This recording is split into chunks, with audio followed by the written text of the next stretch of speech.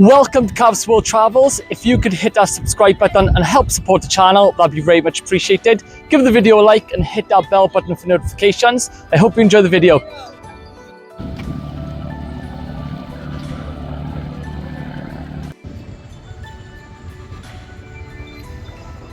Welcome to another travel video. This time we're in Qatar and we're in the capital Doha. And SIM card by here.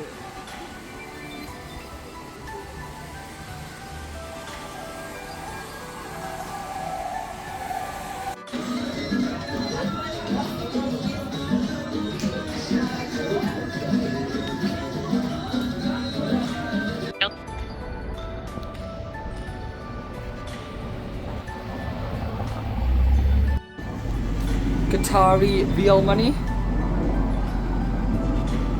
So look at 100 a bit better. Nice. Turn it around. Nice. Got the flag on, I see. And a 200. Nice. Cool.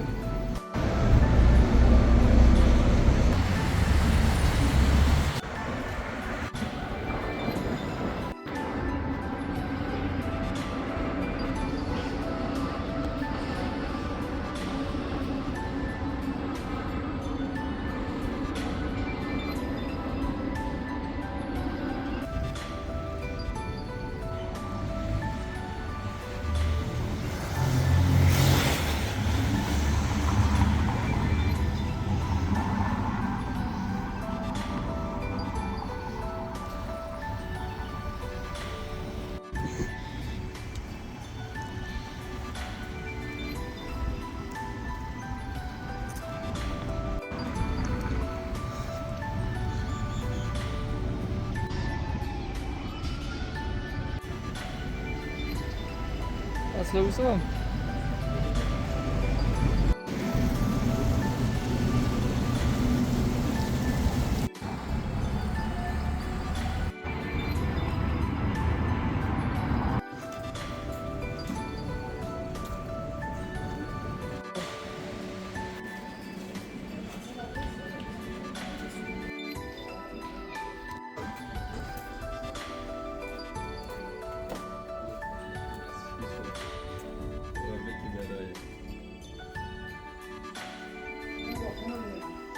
ايش محل الوقت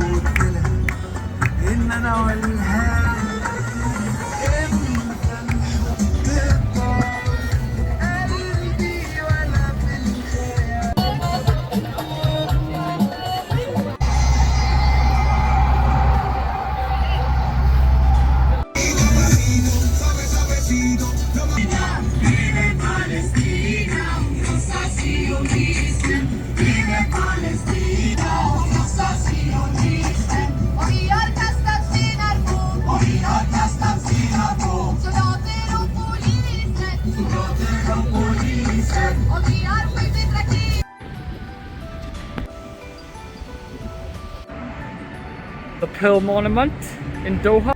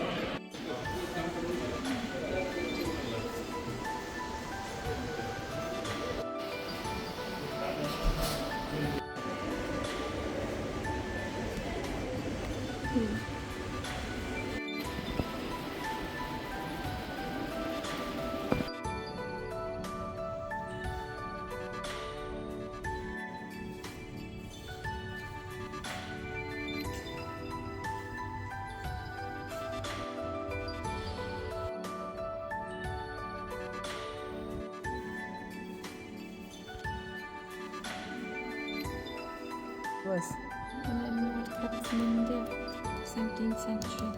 An emerald cut from India, 17th century.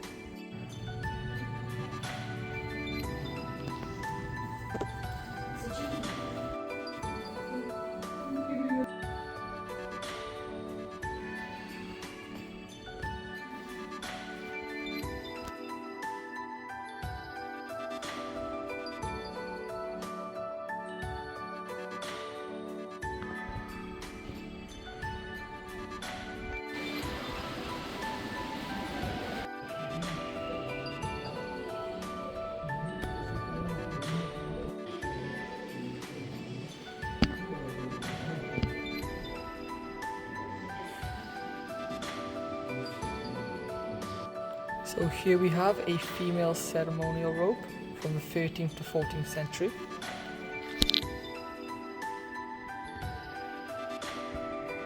Now Gemma's going to demonstrate what it looks like on.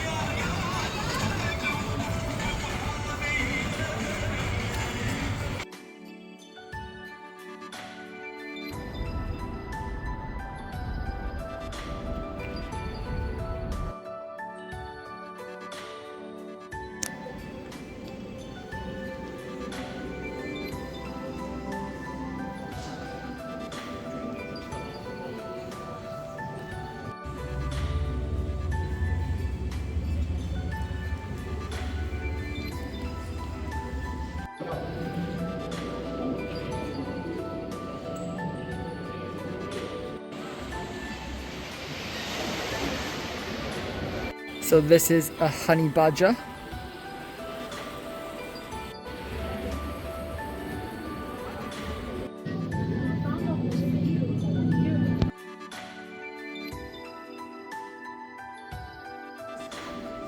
Water containers.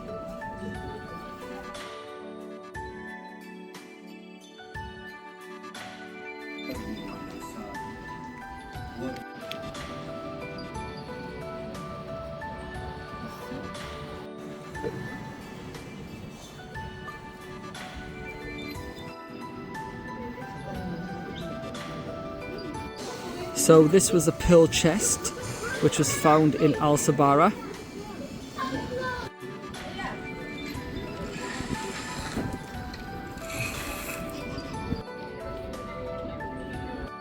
Here we have the oyster shells. A 1 in 5,000 chance of finding a pearl in these.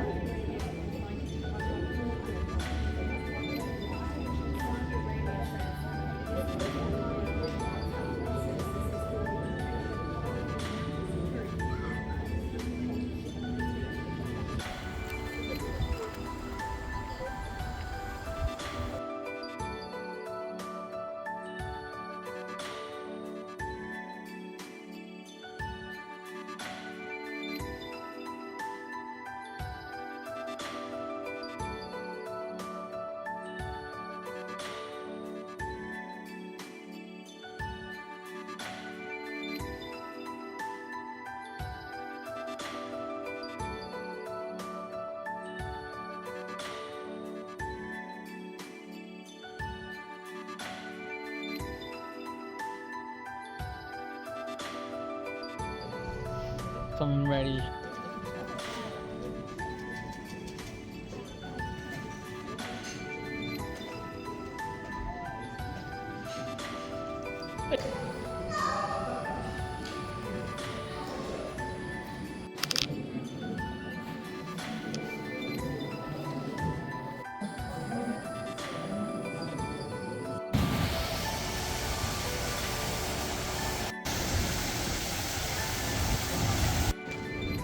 So this is the travel card for the metro. You just got to get a new travel card, your quantity, how much you want to top up, and then the card itself costs 10 real. And then you can insert your card to pay by here, and then a card like this comes out With the receipt. with the receipt.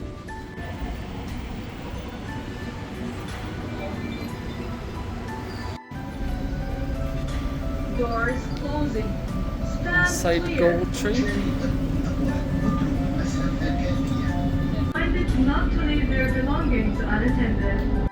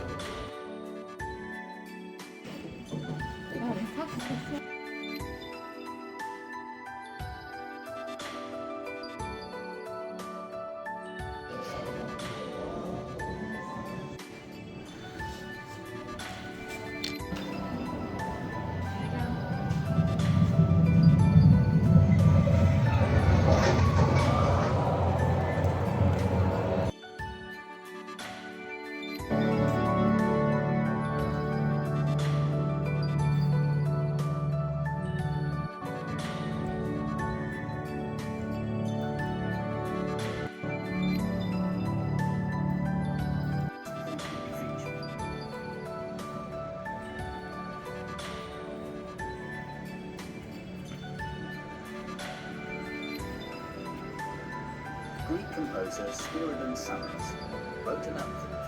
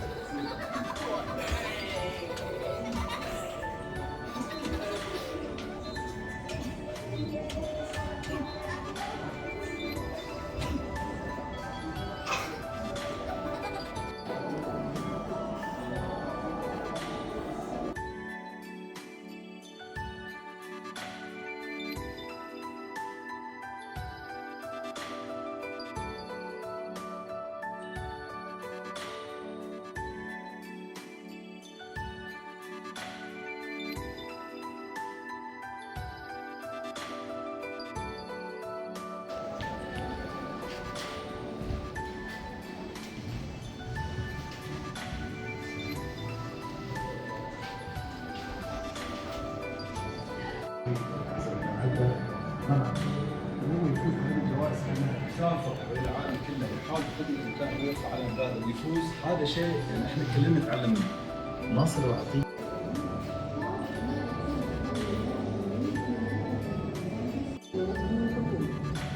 وكان أولهم عمر الخطيب.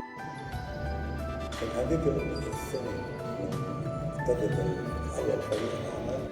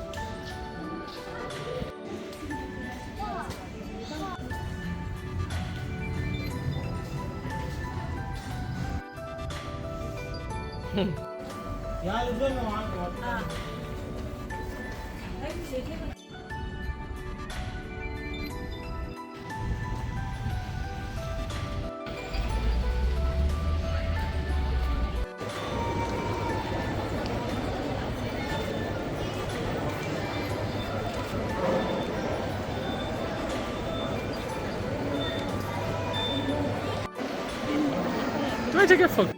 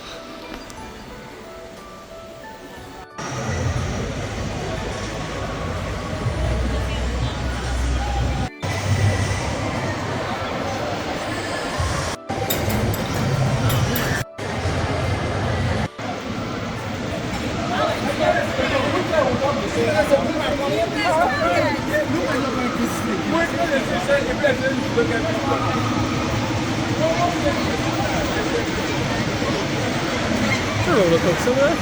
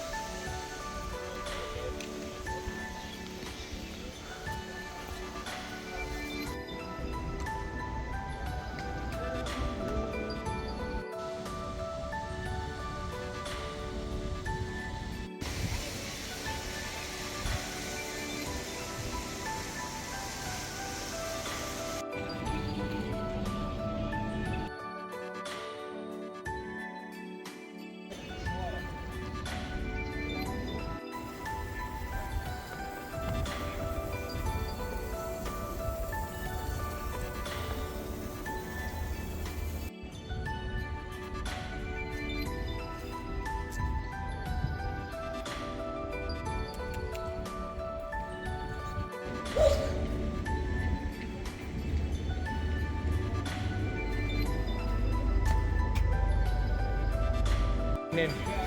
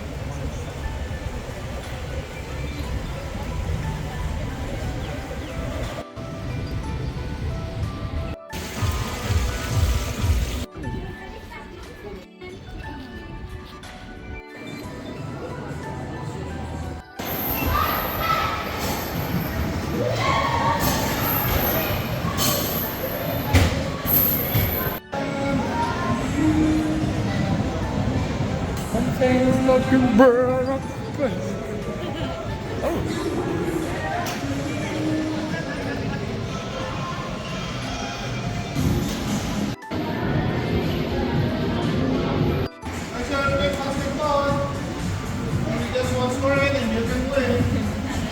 Table tennis.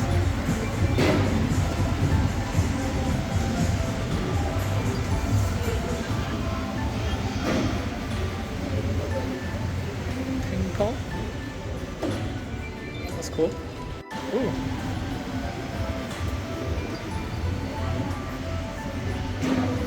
Fuck off.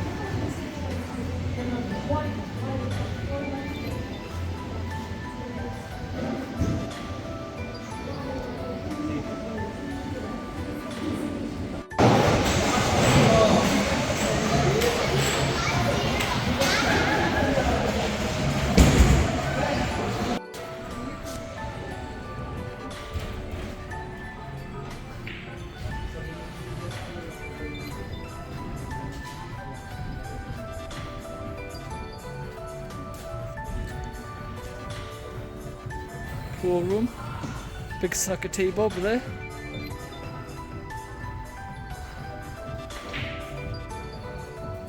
Darts area.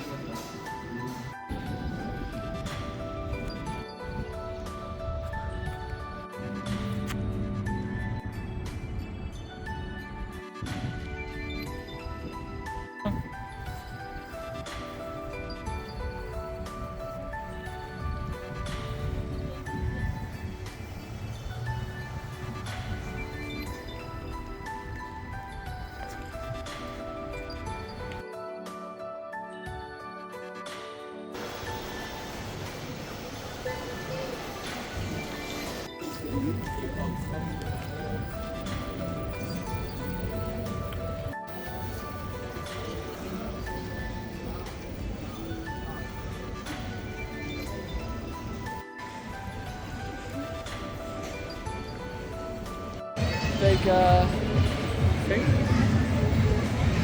Hanleys, the Qatar airplane.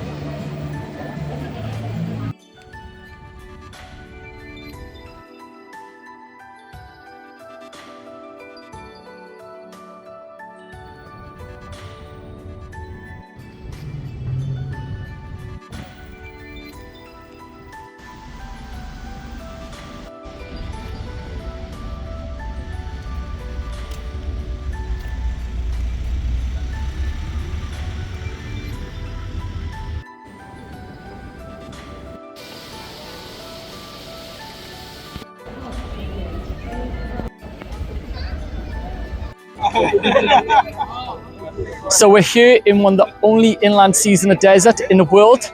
We're here in Qatar. Look at this view. Absolutely amazing. What a beautiful view. And look at that monster truck behind us as well, that bus. Crazy. What a view, guys. Amazing.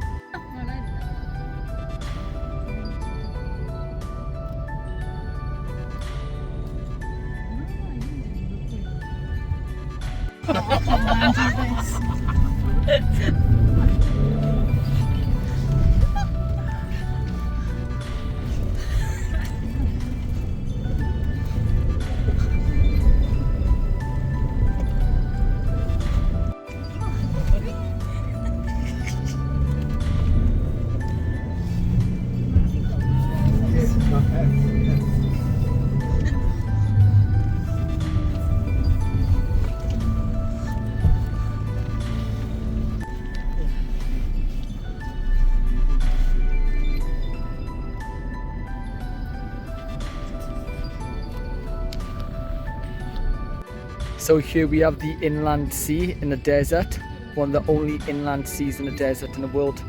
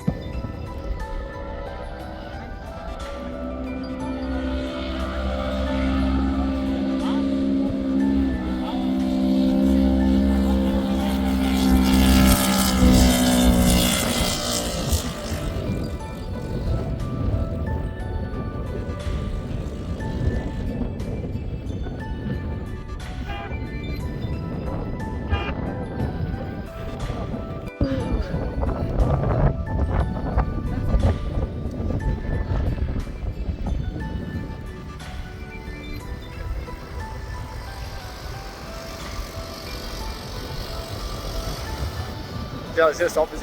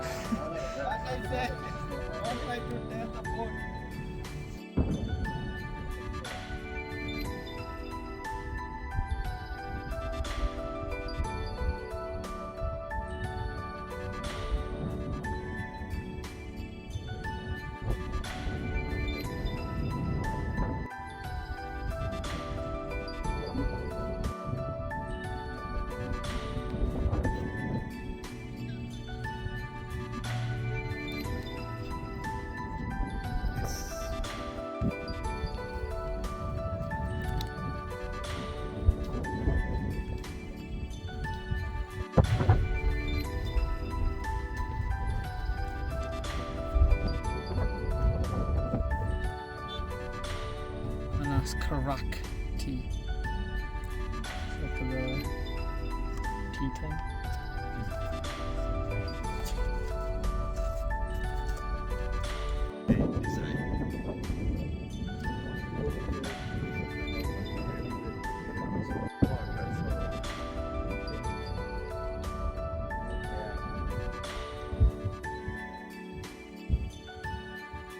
The watching tower. So they restore it.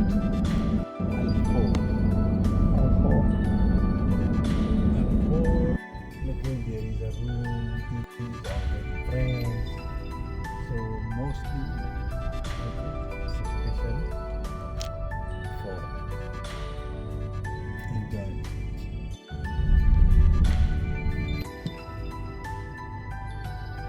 So this is the market by here. Oh yeah, fish market. Cool. The fish.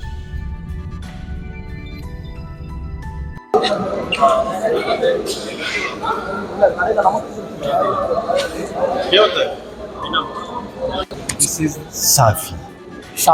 Safi fish. And rest likewise. And this is samak. Same color of the fish. We have hamur. Sherry. Oh, crabs, yeah. Full of crabs. Ooh. What's the name of this one? Hamur. Hamur. This one is hamur. Hamur. Yes. Oh, ambus बोलते हैं. Ambus. Still alive. Ambus. We call it ambus. Look, it's still alive. So you get this kind of fresh fish.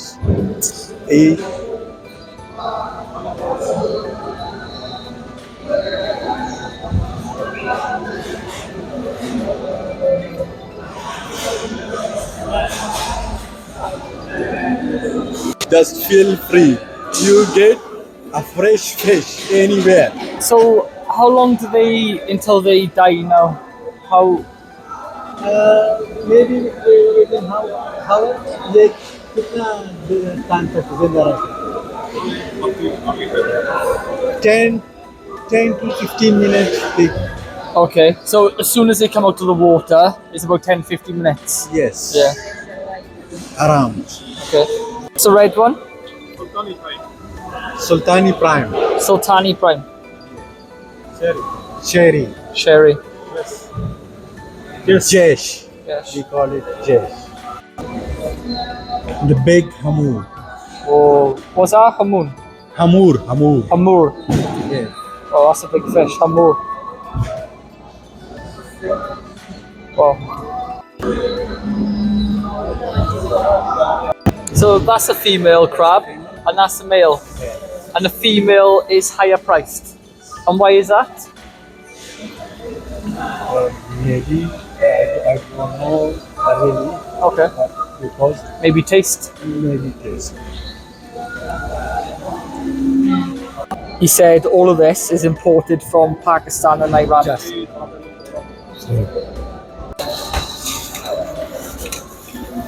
Kettle fish. Oh wow. That's crazy. Kettlefish. Wow. Kettlefish, that's different.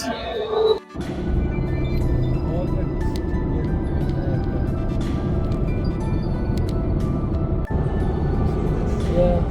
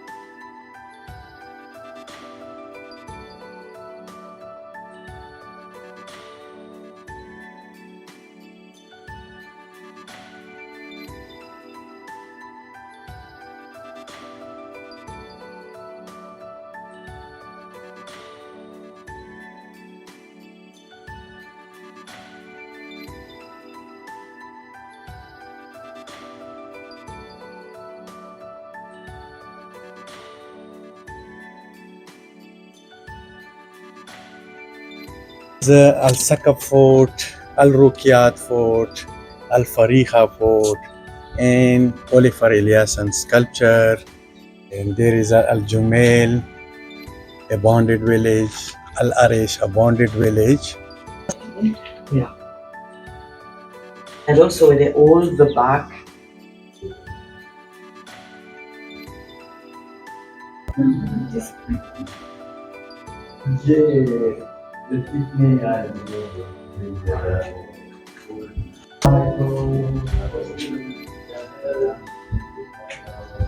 There is no more people on the pole, you can see.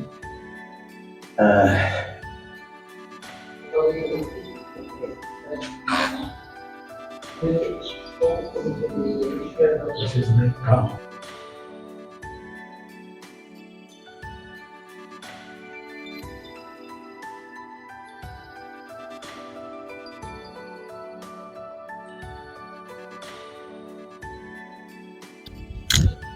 So my name is Nasik and welcome to Zubara city. So this is the Al Zubara city. So I'll be just giving an explanation about the city and then we'll be moving inside. So Al Zubara in Arabic means it's sand deposits, lots of sands. So you can see around here there are a lot of sand deposits over here. So this area, like this city, was once a biggest trading city in the region during the 17th, 18th and 19th century. But now it's completely under the sand, completely ruins under the sand. So you can see here there is a boundary wall over here. So this boundary wall is protecting this whole 60 hectares of the city. So the city is like completely 60 hectares and there will be more than 6,000 people living inside the city from 17th and 18th century. But there was a lot of attacks happening from the neighboring countries and also from different tribes located here. So due to the attacks, these people have to completely move away from here and the city was like completely abandoned. So there were two main attacks. Once it was in 1811, which was attacked by the Omani forces and they completely fired up the city. So from 1760s to 1811, this was the biggest trading city. Like all over the world has come here for various trades in Al Zubara.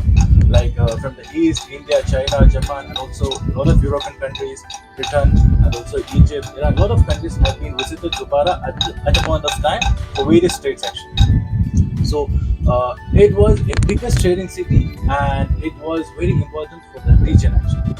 And after the 1811 attack, the all people they completely evacuated the city and it was like completely abandoned. But after a few years later, again there was a resettlement by a few world divers. And you can see here this is the main boundary wall. So which is this. So this is like 2.5 kilometers from sea to sea. So this boundary wall was protecting the whole city from the land attacks, which was done by normally the Saudis was attacking from the land and Oman was attacking from the sea and also from the land. To protect the land attack, they built this 2.5 kilometers boundary wall with watchtowers. So you can see here this is a watchtower and that is a watchtower, that is a watchtower. So there are like 21 watchtowers on the boundary wall. So in each watchtower there will be a soldier or security to protect the land attacks. And it was so once these people, the pearl divers, when they came for the resettlement, there was no walls here. It was completely damaged. So again, they need a wall, boundary wall for protecting their area. So for that, they built an inner wall. So you can see here is an inner wall, which was built by the pearl divers for the resettlement. So they built the inner wall and they started making stone buildings. And again, they started the pearl diving, fishing, and also a few trading. But it was not a big trading city after the 1811 attack. It was like the scale was down actually.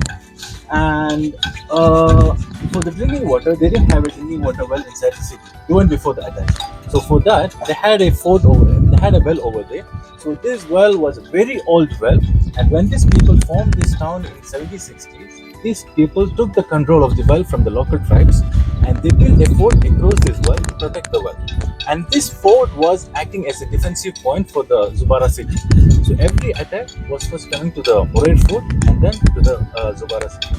So if you go to the Murad fort now, it's completely out of records. There's nothing you can see, any trace of the fort, nothing you can see. You can just see the shape of the well. But the well also, it's completely covered with sand. That's it. So resettlement, even these people, they need the well. So for that, actually, before the attack, there was a wall to the well, a safe passage. But even this wall was completely restricted. So how do they take the clean water? So for that, they built a canal from here to the Murad fort. A man-made canal was built to transport the drinking water. So when this canal, now you can see only from an aerial view. It's completely covered inside. There's a photograph inside the fort actually. So, but after at the end of the 19th century, again there was constant attacks in this area, and also the trading was very less. So the people started slowly moving away from this place, and by the end of the 19th century, it was completely abandoned. So from 80 or 85 or 1890s, it was completely abandoned up to date. And what happened is, due to the sandstorm present in this area, the whole city got completely buried under the sand. Even this house, everything was under the sand before. So the excavation started from 1980s by the local Qatari archaeologists. In 1980 there was an excavation. In 2002 there was another excavation, a small excavation, and the main excavation took place from 2009 to 2014, which was done by the Qatar Museum archaeologists, and the research and the scientific works were done by the University of Copenhagen under the supervision of the UNESCO.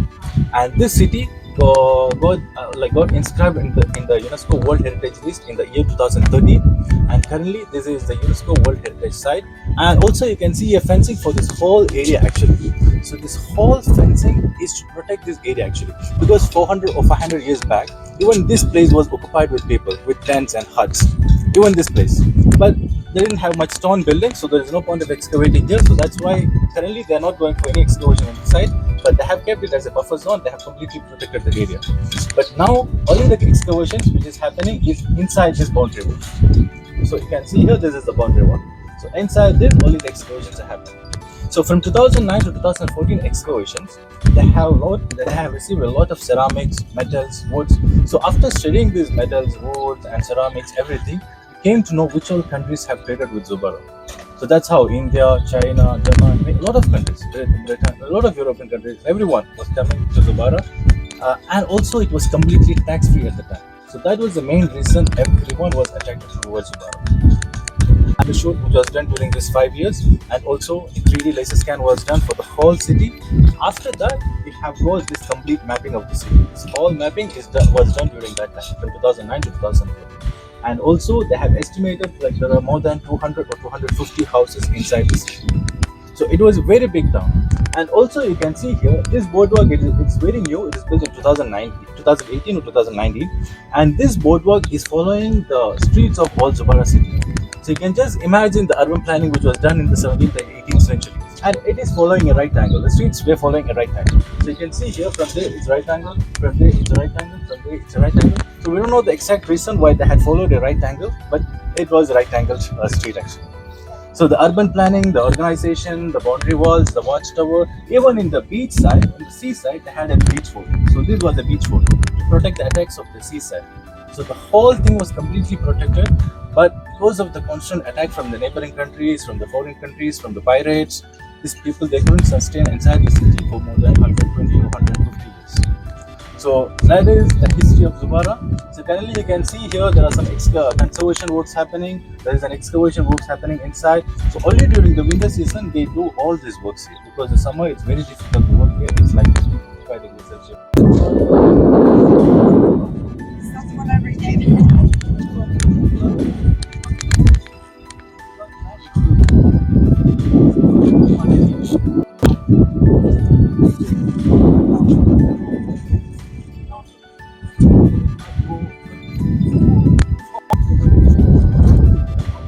Over here, this is a watchtower. So this watchtower is to protect this house. So only for this house. So you can see how big a watchtower is for a house, for a single house. And we assume, like we believe there was a cannon above this watchtower. And we have a southern palace at the end. So for this southern palace, they have 4 watchtowers. Each watchtower at each corner. Yeah. But for the southern palace, we have only completed excavation for maybe 1/4 of the whole house, whole palace. 3/4 again, it's under the sun.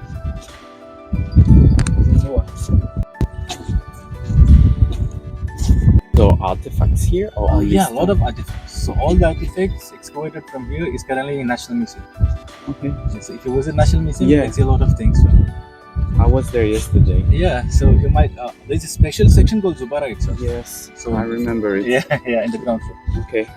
And over this is a big house. It is just one house. So from that corner and this corner is just one house, and it was a multi-story building. So it was 2 floors. First block of flats. Yeah, so that's what I say. These people were so much richer, and they made the money mainly from the pearls actually, by selling pearls.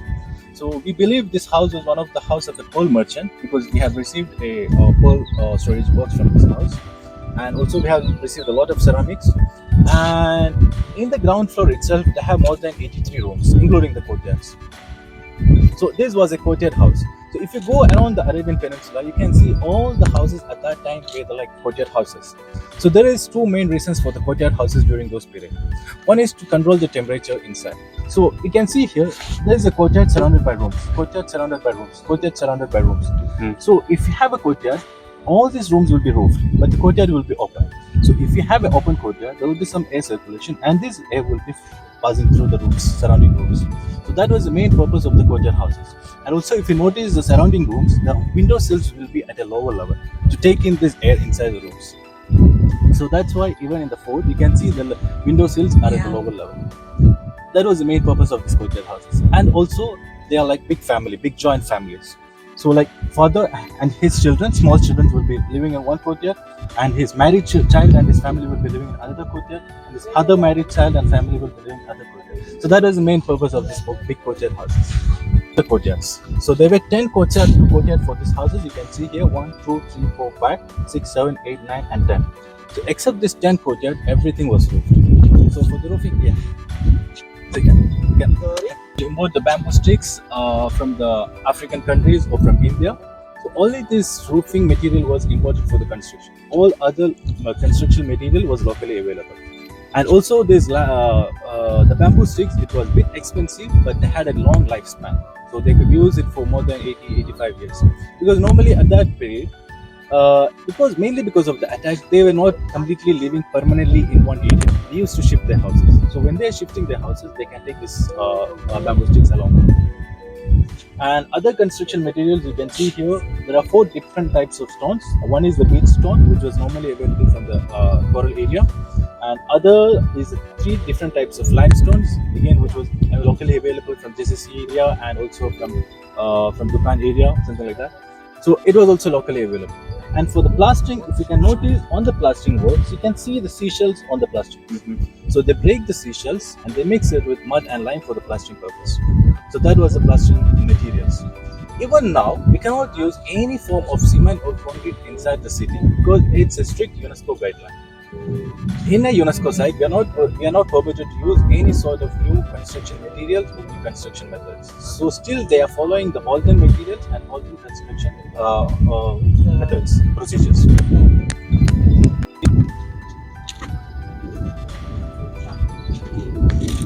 Yeah, look at all the dirt. So it's also, the dirt actually is coming from the city. So it needs to be much when we have tides. Yeah, it's low tide today. During high tide, you can see the water during 18th century in that area. So you can see a big line over there. So somewhere over there was the port actually. So all the ships coming from the outside countries, they used to anchor over there. Because this side you can see it's very shallow. So it was not possible to come here. So every ships, they used to go over there actually. And this was the place where they used to go for the pearl diving. So the pearl diving is a very dangerous job, but these people, they made the main money completely from the pearls actually. So there is an active season for the pearling. So summer season is selected as the active pearling season. So there is a reason why they selected the summer season. So during the winter, these people, they have to dive in 50 to 20 meter deep sea. So during the winter, it's very difficult to go 50 to 20 meter deep sea because it will be super cool inside. So when they select the summer season, it might be a bit hot inside the deep water. So that's the main reason they selected the summer season for the pearl diving. There was no scuba diving, there was no oxygen mask, nothing was available at the time. So they just had is a nose plug. So you can see on the nose there will be a plug. So they click the nose plug on the nose, and from the boat they will be holding a diving stone. So you can see here, this is the diving stone. So they hold this diving stone on the leg and they jump into the sea. And they have to go 50 to 20 meter deep sea to collect these oysters. So once they reach the deep sea, they remove the diving stone and then start collecting the oysters inside the basket in 2 minutes because they have to hold their breath for this 2 to 3 minutes have to go down, collect oysters, everything in 2 to 3 minutes they have to complete. So once they are done, they just pull the basket. So there will be helper inside the boat to pull him out. So that was the procedure. But it was very difficult because they're going 15-meter deep sea, holding their breath for 2 to 3 minutes. It's very difficult.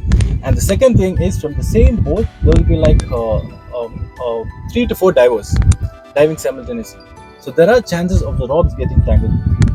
So not all man who has gone for the pearl diving has come back. A lot of men has lost their lives inside the sea. A lot of men has some lungs problem because of the pressure inside the sea. So it was very difficult, but it was the backbone of the economy for the Middle East region actually.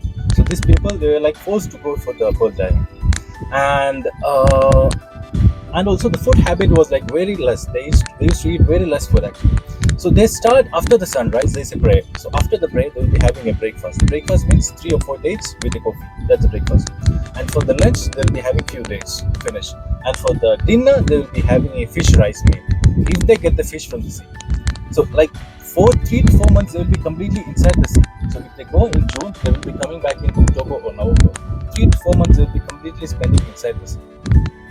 So for the dinner, if they get a fish, they have a fish rice meal. On the rice, they pour the date syrup and they'll be having a fish. So it's a combination of sweet and spice, and in Arabic, it's called muhammaram asabak. So this was the main dish for these people. And until midnight, again, they will be opening the shells. And after midnight, they go for sleep. And then again, after the sunrise, they will be again starting this same. But there was a big problem. If they collect some 5,000 oysters, they might get only 1 pearl from this. So the outcome was very less. So for that, 1 pearl diver has to dive 55 or 60 times in a day. So after 10 diving itself, he will be completely exhausted. So he comes back to the boat and he will start opening the shells that we got. And there will be like 4 to 5 additional people. These people will go for the diving. So it was like a shift job. So they will not be simply sitting. Like from morning until the sunset, they will be like completely working, either pearl diving or opening the pearls or opening the oysters. And there will be a singer in each ship, and this singer will be continuously singing some Arabic songs to keep these people engaged in work and make them relaxed. So that is the main purpose of the singer. So in each boat there will be a singer. It's called Naham in Arabic. So and also these people, they don't eat these oysters actually, because in order to open this easily, they have to dry it up. Like it has to be rotten. So they keep it for rotting, and once it's rot, they cannot eat it. But once it's rot, it's very easy to open. So that was the main purpose of making it dry. And after 1 or 1.5 months, there will be a pearl trader. This pearl trader will come in this one small boat, and he'll be going to each and every boat inside the sea. Like there will be like hundreds of boats inside the sea during the pearling season. Each and every boat, and this pearl diver will collect the pearls from the owner or captains of the ship. And this pearl diver was the middleman who takes these pearls to sell it either to China or to India. Mainly it was taken to China or to India from this side, and he used to sell it. And by 1920s or 1925, 1930s, Japan, they introduced the cultured pearl. The demand for this pearl, and by 1940, 1945, the petroleum or the gas was invented in the region. So they gradually moved from the pearling to the petroleum, and currently there is no more pearl trading happening here in the region. But there are few pearl traders who do the pearl diving in QATAR areas just for like an adventure or some purpose, something like that. But there is no pearl diving happening.